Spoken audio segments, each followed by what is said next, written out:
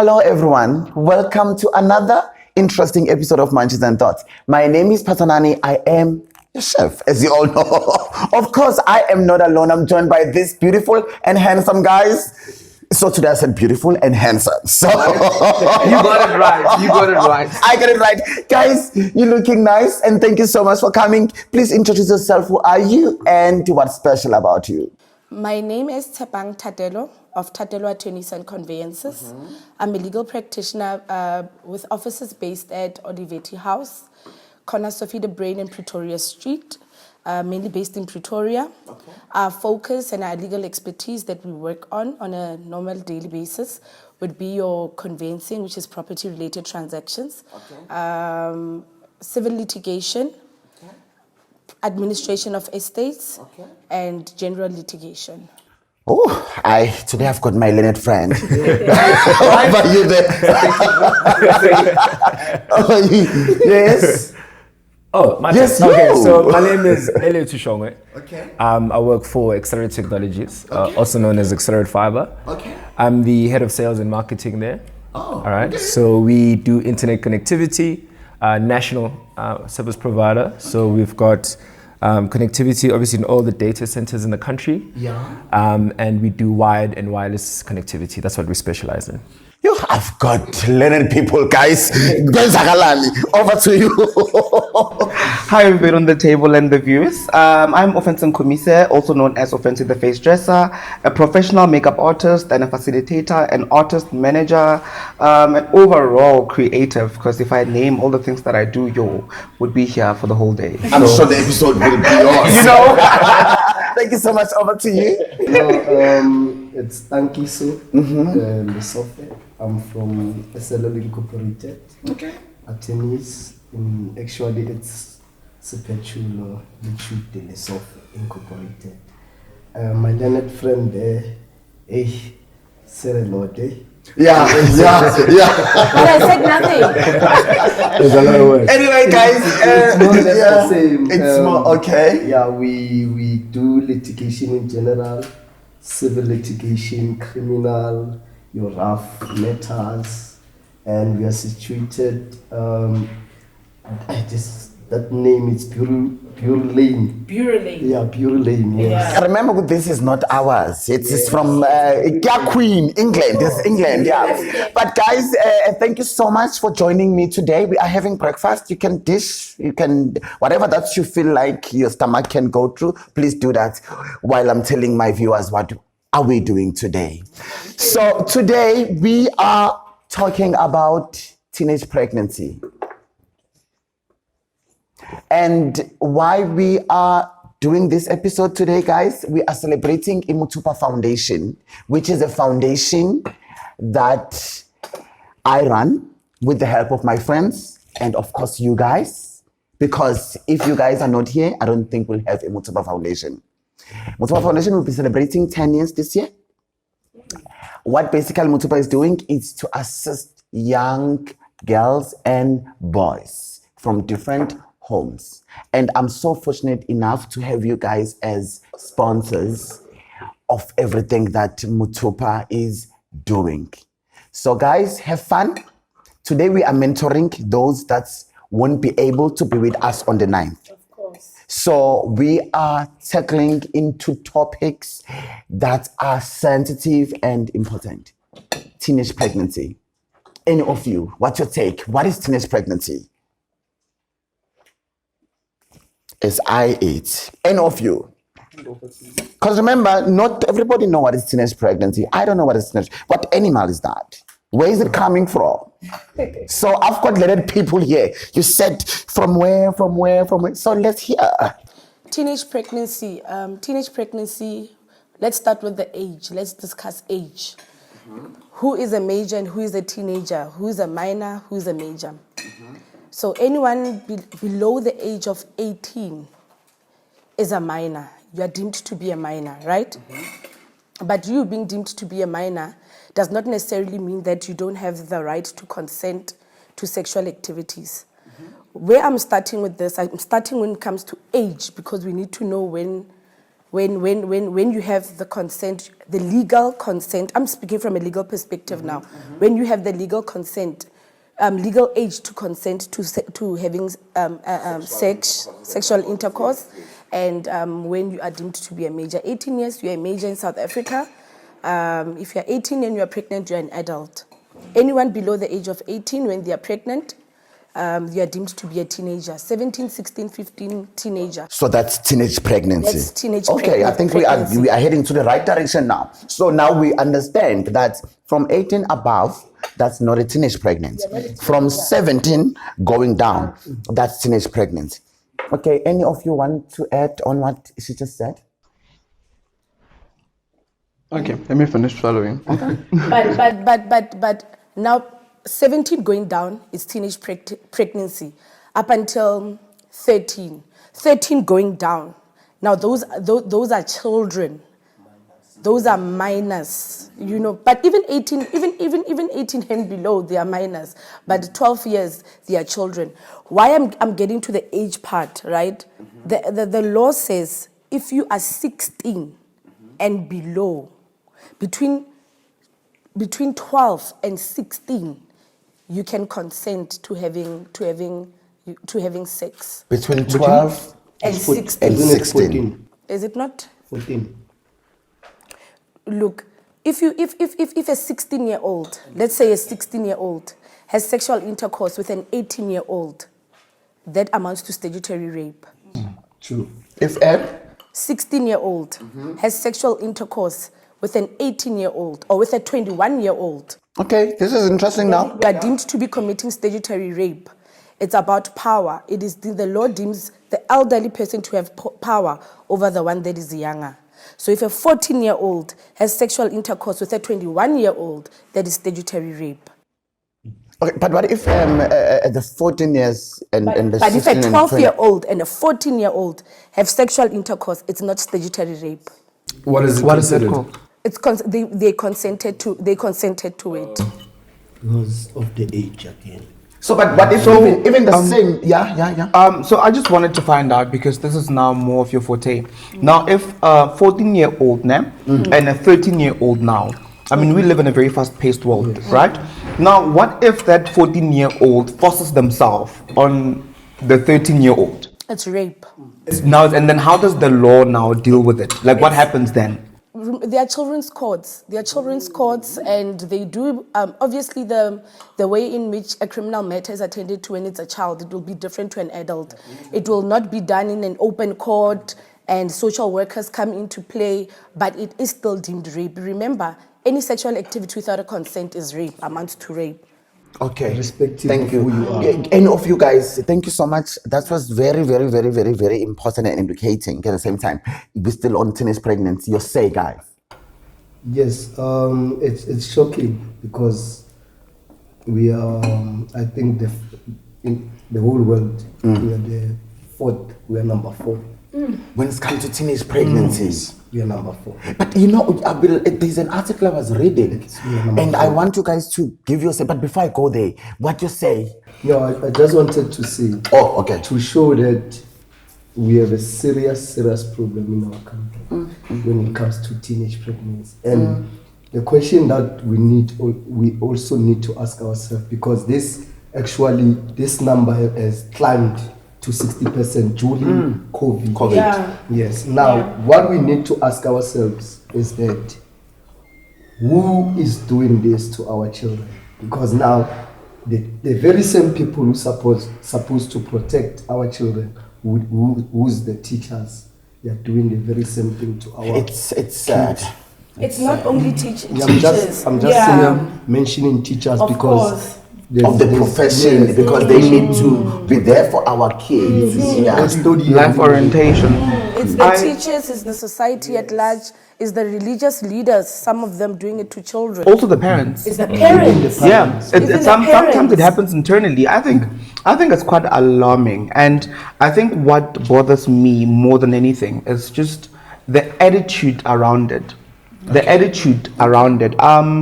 I was paging through social media, I think it was last week, and there was a small girl. She was in uniform and she was wearing shades, and it looked as if she was proud to be pregnant at such an age.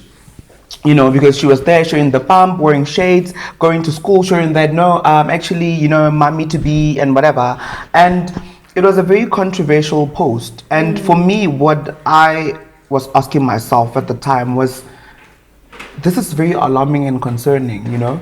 I don't know. I'm not saying she must be shameful, or I don't know how she must act. But that for me was very shocking, to be like, goodness gracious. It is shocking. They are even so proud of it. It means they are now doing it intentionally.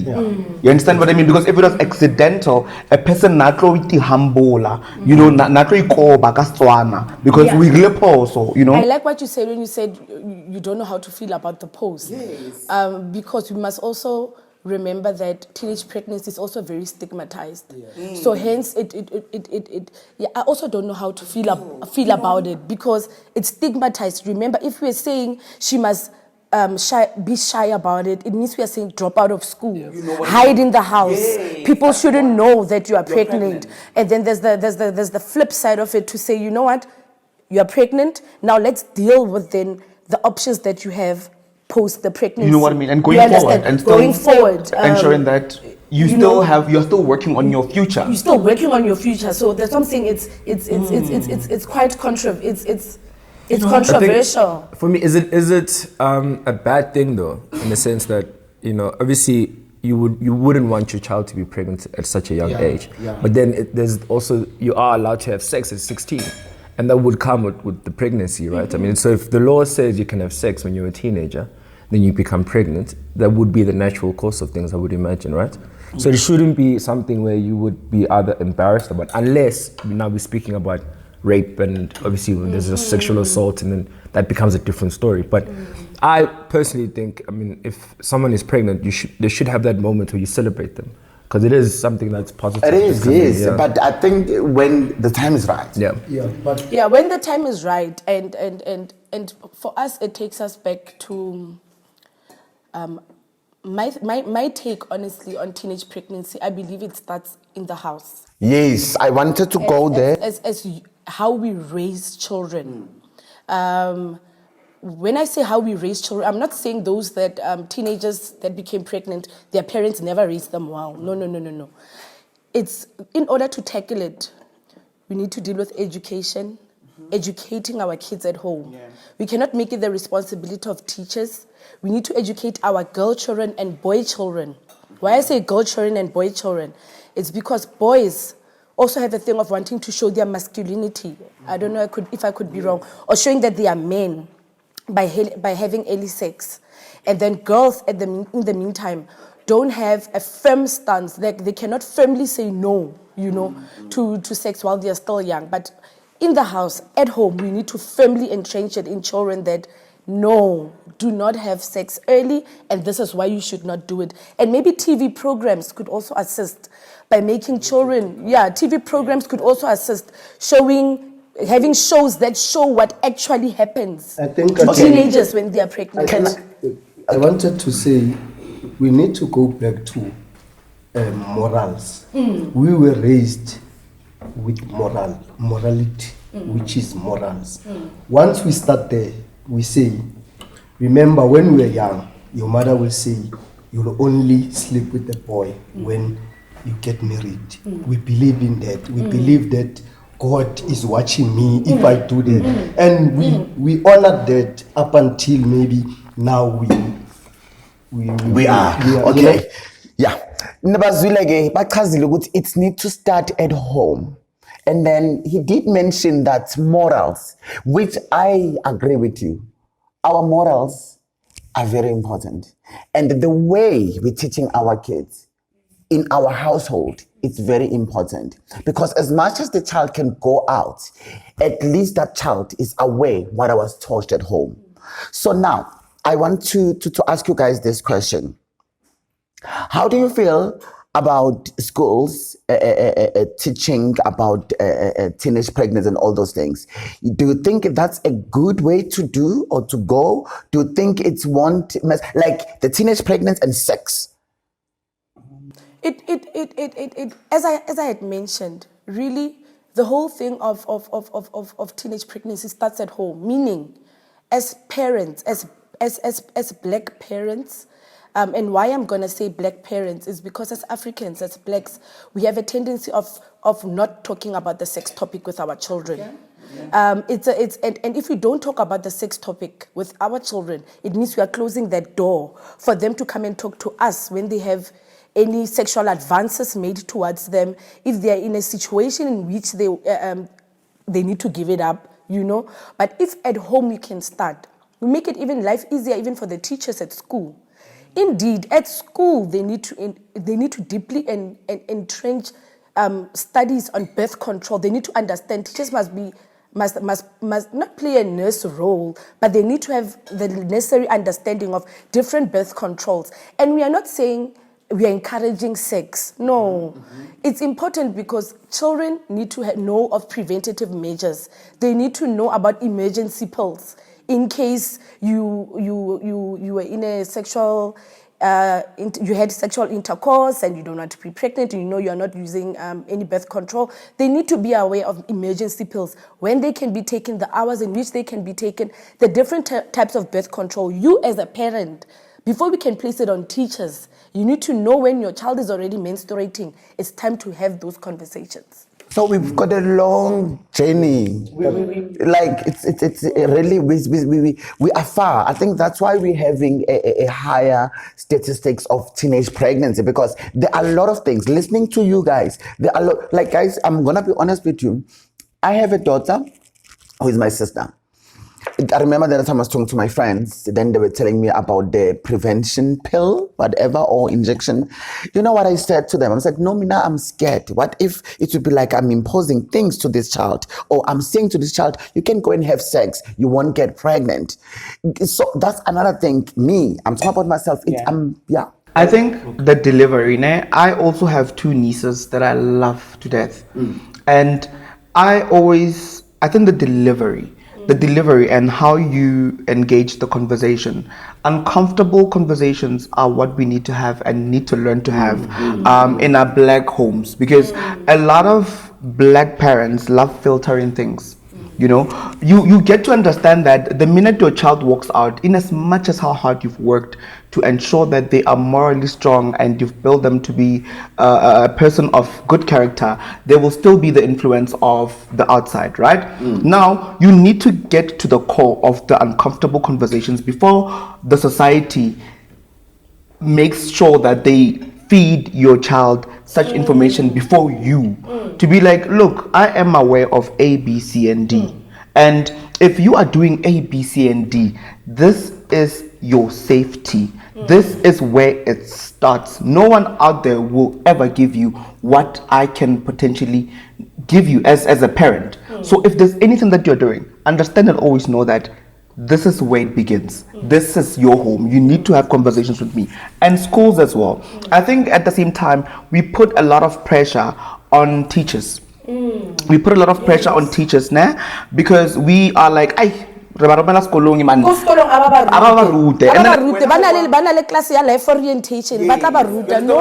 when I got an I wa bona o latlhela beke mo sofeng ebile wa rasa dikotlela di a tlhapiwa ke washa ka montlong. You know what I mean? Ngwana ha khole lo go centera to be like mama.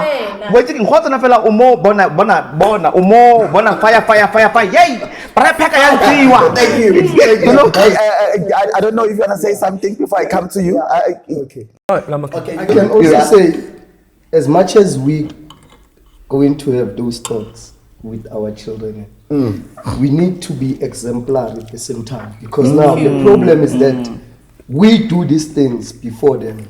We actually, during our time when the ball was playing, when we see people kissing or that type of things, our parents, they'll be like, you change the channel.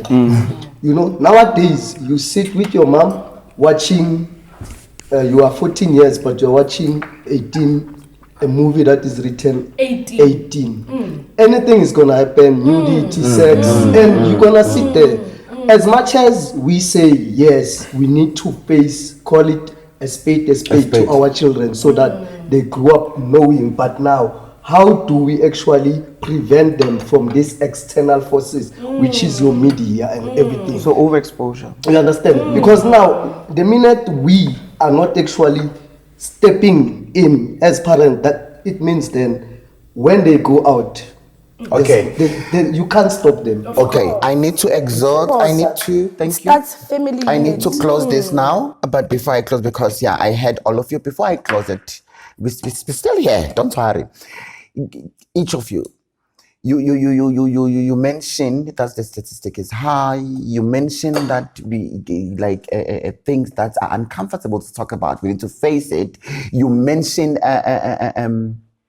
the age, etc. So now, I want you guys on this teenage pregnancy. What advice you can give a parent that is watching Munches and Thoughts now, a teenager that is watching Munches and Thoughts now, when it comes to this, and then we'll go to the second topic. So you start, whoever want to start, but all of you. I think I'll start because I mean, with my sexuality, obviously, my parent plays a very big role, which we had to be comfortable with each other for us to be who we are. So it would start with mother and daughter, father and daughter, father and son, mother and son, having that uncomfortable conversation and just being okay with talking about everything, because you fathered and you mothered this person.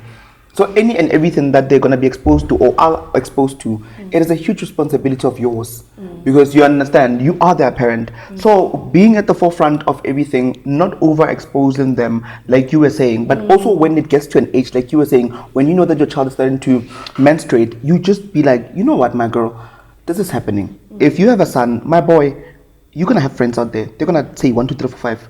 I beg of you, when the time is right. The time is right. I think for me, I never had that conversation when I was younger with my parents. I think a lot of people didn't, right? A lot of, especially boys. That's why I said I have a sister now. Yeah. And it's difficult. And then you'll find out that they'll expect you at some point in time to obviously start having sex and so on. But what I want to say is, especially if you're a teenager, sometimes talking about it doesn't necessarily mean you're giving them permission to have sex. So it's more of the fact that we're talking about it, not to say that now that I know that this is a conversation we're having, you can go ahead. That's not the case.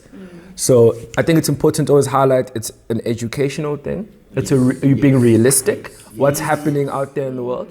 And it's your job to say, look, this is what may come out of it. This is the situation. And from my side, for the girl that is already pregnant now, watching this show, or the parent that is watching this show, I say support the girl, support the child.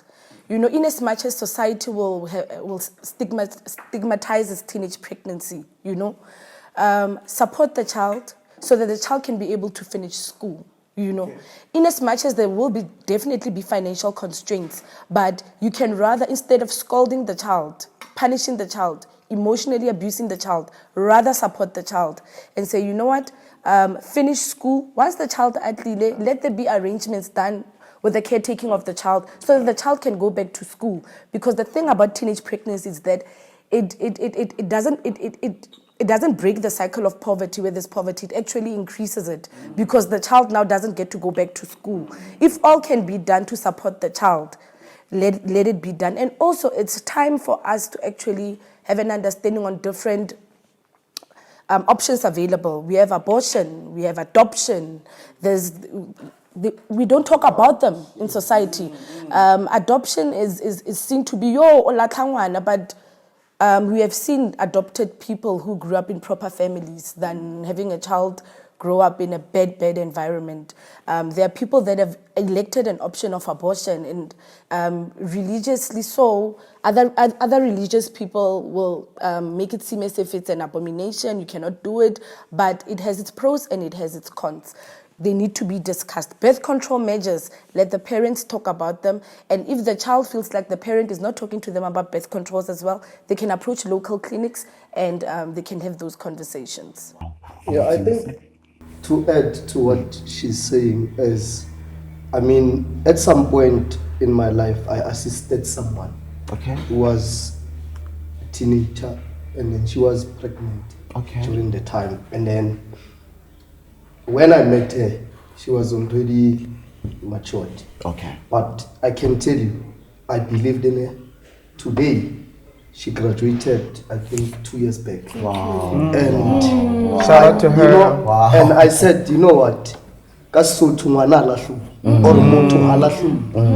Understand? She comes from a poverty-stricken family, and now you are adding to that. Even the child who's coming now, Of course. or the child who's there, will never believe in life because of what would have happened to the mother. It means now it's gonna be a continuation of what is happening in the family. And I said to her, look, you having a child must not stop you from achieving whatever. Because at the time when you were pregnant, you were still young. You understand? Peer pressure, everything. You do push it, and you know, it's life. We all make mistakes in life, but I believe in you. And today, Wow. understand? Thank you so much. Nizwile, I will say that believe in yourself. Have that person that believes in you. But start by believing in yourself. And then the person that believes in you, it's a supporting structure. You came. And I will say that that girl, she believes in herself because the pregnancy was there. Yes, she was facing whatever, but azange ayekelele, and we need more She of said, you. we finished school with, and I said, I don't know you, but I'll assist you. This is the nice one now. I think you will tell us more because you are in marketing and what, because and you as well, like you guys, I think you'll come in illegal. You see, when we offer it, be like, wait, you offer it now, Phathanani, you'll find yourself in court and I won't come and stand for you. Guys, there's this thing now, social media and peer pressure in our kids, especially, I will say, a college and high school kids. This social media, guys, it's something that's, when I think about it, sometimes I cry. Sometimes I ask myself, is this how we want to live? Is this the generation, the kids we are raising? We want them to live in such things. Kuzokwenzakalani? So guys, your say, social media and peer pressure. What you say? Like, I need you guys. Remember, we are mentoring kids. This episode, like you say, educate that child that is watching, that mother, that father, and us, because we don't know everything. Like me, I'm confused because it's like social media, peer pressure, and the kids. Talk to me. So I think I'll start by saying, first of all, social media and what's happening there is not reality. A lot of people want to be famous, like 1 minute famous, and they'll do whatever it takes to become famous. And they want success, quick success. And what happens is, and I've seen this, where the young people come looking for jobs and then you give them the opportunity, then they don't have the patience to actually sit down and start working. They want money to come in. So they'll have an expectation of a certain amount of money they need to be earning because they want to live this lifestyle that they're seeing on social media. But they don't know how to work for it because it takes time and they don't have that patience, right? So it's so difficult because this generation that's coming into now with Instagram, Twitter, everyone's opinionated, but no one is really educating anyone, right? So they want to come in, they want to look the part, but not work the part. And it becomes very difficult as a manager to now have to manage those people because then you get a higher turnover. People can't, they'll move on to something else. So we struggle quite a bit with that. You just raised something very important, and whoever I feel sorry for them. I know I might sound otherwise, but it's okay. I'm allowed to my opinion. You mentioned that they come to work, they don't know how to do the work, or they've got expectations that we can't. So now, I think in our country, we've got a problem, high rates of unemployment. I will say this, yes, it might not sound good. I think it also contributes on what's happening in social media. I think because, honestly, you are running a business. You are running a business. You are in business. So I don't think you want to keep a liability in your company. But let me tell you what social media has done, right? Social media has made young girls enter into transactional relationships. Okay. That's so beautiful. Yeah. I'm telling you, they've entered into transactional relationships. I sleep with you, you buy me a 16-inch or 18-inch wig. I sleep with you, you will buy me, you'll take me to a spa for me to have. I guess it's all for the gram. It's all for social media. It's for people to think that you are living that life. So people enter into transactional relationships. Young girls are entering into those just so they can look the part, just so that they can post, just for likes. And as a result, then it also contributes to that, so that the burning issue of teenage pregnancy that we just spoke about. So look, social media it's for responsible people. It's for matured people.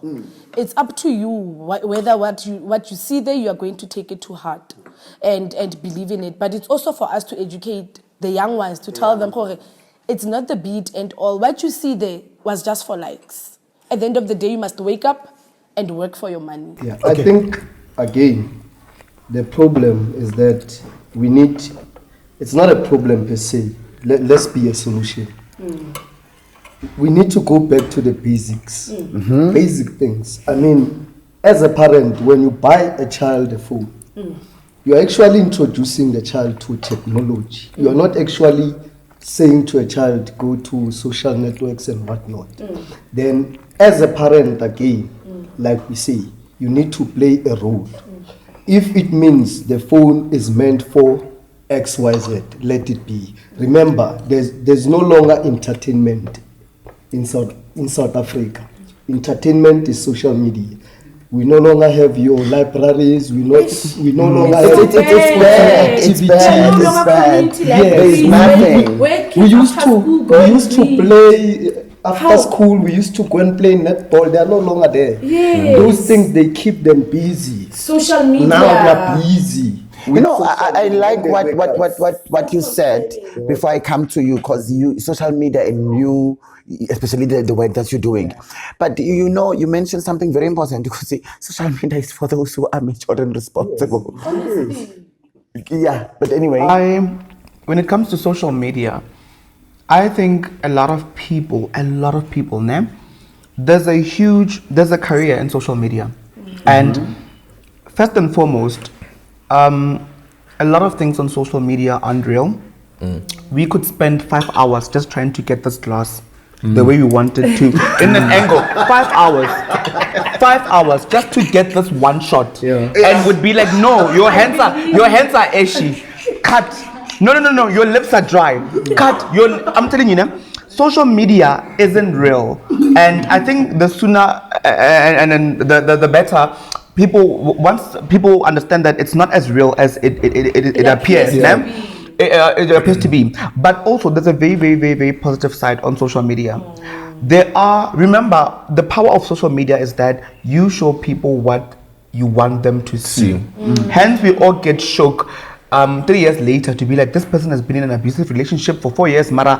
Every day she's on a Range Rover, she's on a Rolls Royce, because she's always posting things that they want you to see. So a lot of education when it comes to social media, and making sure that when it comes to a lot of these upcoming and teenagers, and also a lot of females, they are guided into the light ride, into who must you follow. There are people that are very influential, and they're influential for the right reasons. There are people who have a voice and use social media for the right reasons. And then we've got finger activists. Finger activists. Yeah, tomorrow, hey, this is not what's happening. Hashtag. And then tomorrow comes, we still have the very same problem. I mean, we come from mothers who used to like stop everything when they didn't want anything, and they stood their grounds. All we can do is go on social media and then put a filter and a facade to be like, this must stop, blah blah blah blah. So I think, you know what, social media is a very, very dangerous place if you don't know what you want in social media, and if you don't know what you want the outcome of you and social media to be, you can use it for education, you can use it as a career, but then if you are not mentally strong, matured people, if you're not mentally strong, if you're not spiritually strong, you are going to get swallowed by a lot of things. Because just you posing, any rich guy can come and be like, let's just go to Santon, and then you're like, I'm 16, I'm bored in the house. This man is offering me an iPhone Pro Max 13. All you had to do was just take a picture and then, put an angle. Once you get to see how easy it is, you start now getting more and more and more addicted into it. That's why a lot of creatives in our industry have a lot of mental problems. Because there's a lot of love that's not real. And when you get to your space, it's empty. You understand? Like, I post now, I will get, I don't know how many likes. You understand what I mean? And then I get to my house and I'm like, oh my goodness, not even a dog barking. Where are all these people? And then that's where now the mental hardships comes. And then that's where now the drug, you start getting addicted to it, because now you want more and more and more. When you are now lonely at home, you're like, the only way I can feel warmth is now buying this champagne. Even when you don't have the budget, I know that I'll feel that people are watching me. But knowing that it's empty. So there's a lot of people that get lost into that fake love, and then when they realize that actually none of this was real, when the HIV comes, transactional relationships, when the HIV comes, not just pregnancy. Some people, you understand what I mean? When you get caught with drugs in someone's car, and human trafficking, when those things come, These young girls, and you're like, yo. Thank you so much. That was beautiful. We need people like you, honestly, because giving back, as I always say, that's why Mothupa is there. It's not only giving things, but information, because that's what we lack. I want to ask you, Lele, because that's your space as well, is in IT or fiber, you can call it, and marketing as well. So because it works, as you said, that it's for matured people, and he did mention what is for good reason. You need to know why you are going there. And then he did mention what these people, we buy them phone, especially kids, they need to be monitored. And when you tell them, well, this phone is for this, you need to do this. But unfortunately, this kid, man. Yeah. So tell me, I believe that there are times where you don't feel like to be on social media. Do you ever experience that, and how do you deal with it when it comes? Well, I think it's important to take a break off social media, to be honest with you. So that downtime is the reality of it all, right? So social media, like you mentioned, it's a good thing, right? So you engage with people, you network, you meet new people, you're able to promote brands, but then also you come back to your own space, as you mentioned, and that's when you center yourself, I think, right? So you have to have that downtime. So it's not a bad thing to be off social media, right? Because like you said, it is an addictive thing. So anything that's addictive, you have to look back, reflect, and say, this is not something I can continue doing all the time. I need a break. So Can I just ask something? Is it necessary for teenagers to have social media? I think we are moving in a time where everything is being digitalized. But even Bitcoin coins and stuff, right? It is important because YouTube has literally made a lot of people very, very learned and successful. Not kahoraba posted a video and whatever, just getting free information from vloggers and stuff. People have learned through YouTube, but just ensuring that you protect your kids' channels. I remember I was speaking to a client and she was complaining, the kids open tabs, they're not safe. And I said, why don't you, there's YouTube for kids. I mean, really, you understand what I mean? Like, you can log other things, other content that you don't want kids to see. From my side, I'm not very familiar with social media. Hence, I'm asking you this question. YouTube okay, it is part of the social media platforms, but what I was specifically talking about is your Facebook, your Twitters. You know, they are so negative. Extremely negative. Twitter is extremely negative. is It's worse. It's like there are people who have jobs to just sit and bash and just be negative. Like, there are people You know, who are like that. you know a topic like this. There is someone who is going to say something very negative. I know. So, is it necessary for teenagers? I don't think so. I don't think so. Honestly, I think certain platforms. I think Twitter. Yeah, your YouTube. Also say, guys, look, there's what you call this thing? People are killing themselves, right? Suicide, yes. Nowadays, even young kids are committing suicide. And when you check, where's the pressure coming from? It's social media. Social media. And this is one thing that is causing a huge problem in our society, because our law, the law does not actually protect the minors, and in terms of what they see and what is about to come to them. You understand? As much as there are laws, but who's monitoring? When you go to China, they have a strict monitoring system as to what the children watch, and they know what you watch, and you know. But in South Africa, you buy a phone for a child, even if already. You understand? But you understand, when you register a child, obviously Google, it's gonna be the names, age, automatically with that age, it must show. Certain things they can it's go supposed to show only this content, which is educational and inspirational and whatnot. But in South Africa, it's not like that. It's not like that. Okay, I need to close this now. Again, any advice that you can give, please, each of you, just give an advice about this topic that we are talking about to someone that is watching. I would say the most you can do, because this is our reality, and whatever we do, we are not going to run from it. Parents also play a vital role on this topic, because also parents now are living in social media. There's no longer engagements at home. There's no longer warmth. You understand? There's no longer, you know what I mean? It's no longer healthy as well. Hard work still pays. Social media isn't as real. If you want to have a career in social media, know the whys. If you are posting something, constantly ask yourself, why am I posting this?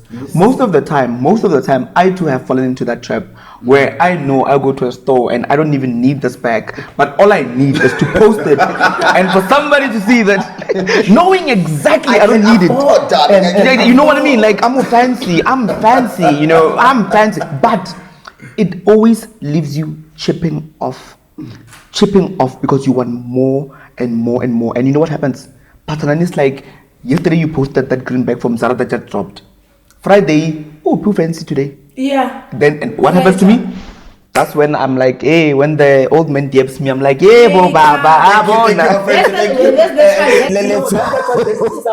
Thank you, transition stuff. Yes, Leletu, over to you. My advice, honestly, is, we live at a time now where everything's so accessible. You have to feed your curiosity, right? So I would advise anyone to make sure you don't be dependent on other people, right? So if you've got connectivity at home, go ahead, start studying online. I mean, there's so many things that are out there. As much as we talk the negativity about social media, there's so many things to learn, big positives. So especially if you want to grow your brand, like this gentleman has mentioned here, it's a platform where you can become successful. So, but do it the right way, put in the hard work, and it will make it happen. Oh, thank you. Over to you. From my side, I still haven't, and I'm still stuck in an old school of thought. That is just me. Yeah, you know me very well. Where are you now? I still want to see young girls, young boys be part of netball teams, play hockey, be part of soccer teams, karate classes, keep them busy. Not only does it keep them busy, it teaches them discipline. There's a thing about the sport.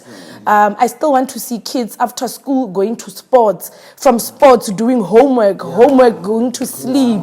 That is there's the good in social media and all that. But from my side, as I said, an old school of thought, I still say, girls, engage in activities that keep you busy. It instills discipline in you. Even in that discipline element is so important, because it's not your intelligence, even in academics, it's your level of discipline. If you lack discipline, you cannot focus in anything in life. And let me tell you, sport entrenches that in children. Wow. Over to you. Yes, mine is just to say to the parents, I think if you instill discipline to your children, especially when it comes to these things of social media, you'll help them to grow. And the good thing, there's a lot of good things about social media.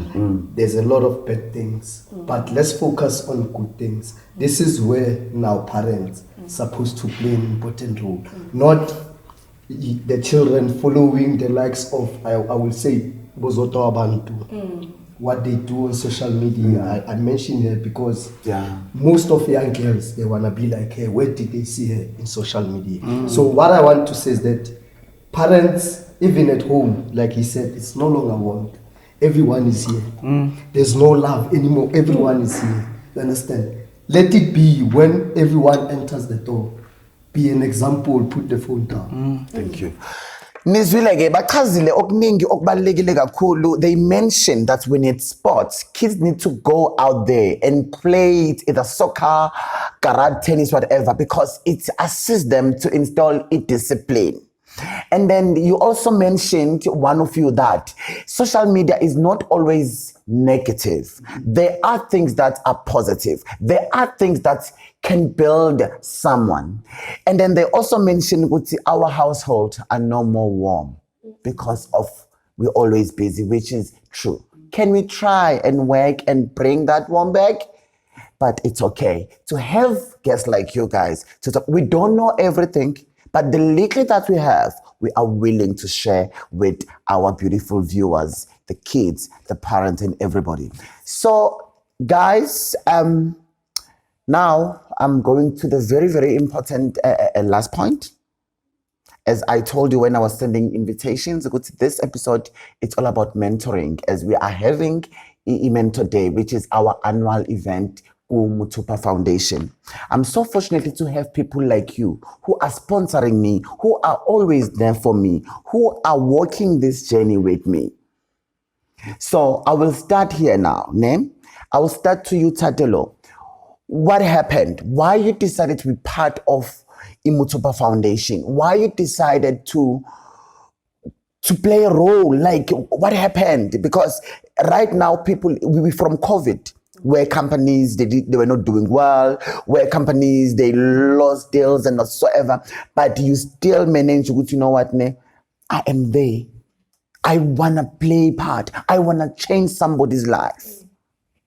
First and foremost, as growing up, all of us, African culture, we know that it takes a community to raise a child, So giving back, taking time out of my own busy schedule to mentor children, it's part of me raising a child. A child does not mean a child that I have myself given birth to. And it's very important, as for me personally, as someone that is female, as someone that went to a girls' school, I went to a girls' school, and as someone who gave birth to my firstborn when I was only 21 during my final year. It was my final year. I could have easily dropped out of school. It took me 6 months actually for me. I took 6 months off school to raise my son, and I left him at home when he was 7 months. It took me, I think, 5 years after to live with my son, So it's possible. It happened to me when I was doing my final year. It might happen to another girl while they're only doing grade 8. So hence I'm saying it's not the end. It's about the support structure. I became blessed to have a support structure. I want to be a support structure to that one child who maybe the parents have abandoned, I want to be a support structure to all girls that I am able to reach out to. I pray to God, God can bless me with more means and I can do more to the society at large. Okay, to you, Lilith. So I think, honestly, we have to always give back to the community, right? I come from a background where I was part of the missing middle, where you live high school, but you can't afford necessarily university, but you also, they don't see you as someone who's too poor to actually get financial aid. So you have to bridge that gap. I think when you speak to kids that are in that situation at an early age, they know that even if you don't get into university, there's still opportunities out there. And people have made it work. And we have to educate them very early, mentor them, show them how it's done, so that it's not always going to be gloom. So that's very, very important to me. I think, 10 years, I was raised and still am being raised by 4 phenomenal women, right? And being a makeup artist for 10 years, I've worked with so many women, and I've seen the evolution of women in so many forms. And it has always been my core to always ensure that, I strongly believe many times if you empower a woman, you've won. You empower a woman, everybody wins, because they're the most selfless people. I'm not bashing no males, you understand? But I'm talking about my personal experience and my upbringing and how I was raised and what I've experienced. So me ensuring that girl children around me know their worth. They don't easily sell themselves for fast gravitation. They understand where they come from and what their purpose is. I think that's why when you said this is happening, I was like, I'm in. I'm fully in. It is so important to ensure that everybody understands that the world we live in is not real. We are all here for a purpose. Each and every single thing that we wake up every morning for, it's not even worth it. All we have is our God-given plans and our purpose. And the more we align into that, a lot of people won't be doing what they're doing, because your life was written before you were even born. Most of the time, all you have to do is put one step and say, God, I'm here, align me, and things will fall in place. And we need more people that will preach this word. And it's not even about Christianity or anything. It's just about understanding that we are all here for a purpose. Thank you. This is sad. With me, It's so touching. It is. It's so, I'm sorry. I'm sitting here thinking back, like I am a product of a giving back to the community, because I was raised by so many people. I grew up being an orphan, and I know what is it to be an orphan. You understand? And to a point whereby when your aunt raised you and she passes on, now another one takes over, that person passes on, another one, and you be like, God, what are you doing to me? Then another person says, come here, I will take you to school. My brother, he took me, he's my cousin brother, but he believed in me, and he knew how I was raised. And knowing that you're an orphan, but you don't give up in yourself, you don't lose yourself, you were raised by morals, and you say, you know what, God, you are taking me in that direction. The more you take these people, it means you have a plan for me. This is what has been happening to me. And when I look at a young girl, a young boy, I say it's possible. And whether you have parents or not, someone is gonna come. God will always make a way for you. Whether your mother left you at the river, someone is coming to find you there.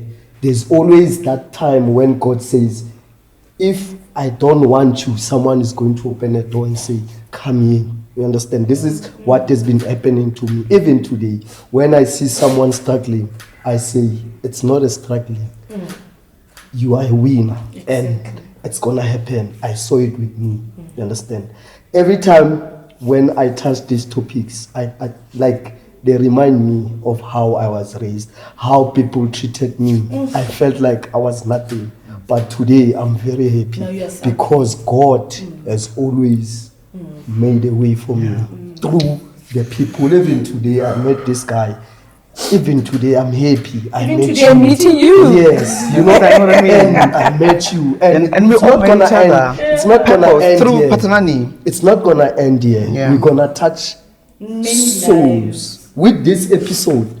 It's gonna change so many souls to a point whereby even yourself, when you sleep one day, you will say, "I've served the purpose." Thank you so much, And guys. also, Jeff, Phathanani, you know, if there's one thing also, for the boy child, you are allowed to be soft. Please, you are allowed to be soft.